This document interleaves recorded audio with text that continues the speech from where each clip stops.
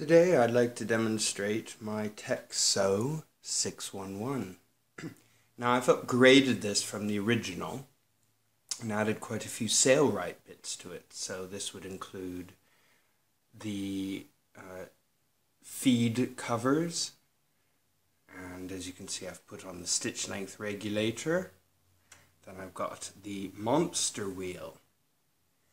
Now, because the monster wheel is much larger than the original wheel, I've also added the cover, which unfortunately only comes in blue, but considering the badges are in blue, it's fine. Now, I'm very happy with this machine. It's a typical beast of a machine, zigzag, long stitch width, and long stitch length, including reverse. So I'm quite pleased with it. Works very well indeed.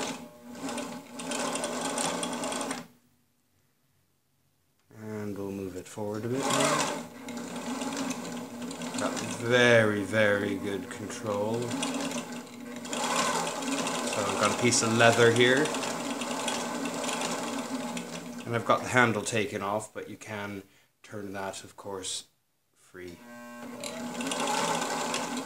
Well, the reason I got this is because I didn't really want to abuse my vintage machines too much for sewing a lot of leather. So all of this green leather here is some of my creation to make cushions. And as you can see out here, I've got more. So I really did not want to... I started with my original Singer 411G and was quite pleased. It worked well, but I just thought this is quite tough to sew through all of these layers, particularly around the edge where there was 4 layers and it was quite thick. It was getting a bit nightmarish to feed. So ultimately I decided that in order to get around this problem, I would buy an industrial walking foot. Now it's not a compound walking foot, but it was more than adequate for these cushions. So I am very pleased with the results that I've managed to achieve. And that is that machine. So I highly recommend it. I also recommend, if you can upgrade it to the extra bits or indeed buy a lovely Sailrite, I highly recommend it. Both work well. I've had no problems with this machine whatsoever.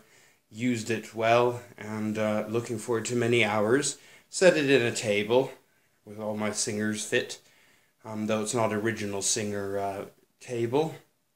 I did adjust it a bit of butchering on the side here, which some of you